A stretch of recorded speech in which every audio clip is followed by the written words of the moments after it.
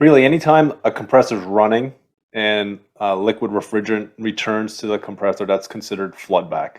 And it happens different to different compressors. So if you talk about, say, a semi-hermetic compressor, if you have really low superheat, and I've seen this tons of times where it's either the mechanical valve, the metering device is not set up properly, or it has failed open, or something jammed in it, and liquid just continues to go, even though it's supposed to close it off, satisfy that evaporator, it makes it back while it's running, and then it starts to dilute the oil, and then it starts to wear parts in the compressor, starts to wear the bearings, and then it reaches to the point where you have a mechanical failure, which then turns into an electrical failure.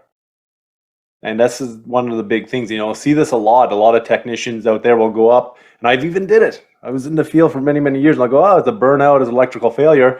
Let's get a new compressor, change it. Didn't really know what the root cause was.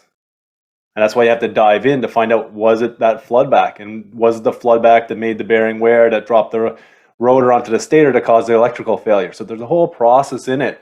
But you really want to make sure that you're not getting, like you said earlier, liquid into the compressor while it's running. So that's the beginning of kind of a sneak preview and how much of a detective technicians have to be ultimately, and looking at 2, 3, 4 steps back of the chain of potential failures here to find the root cause.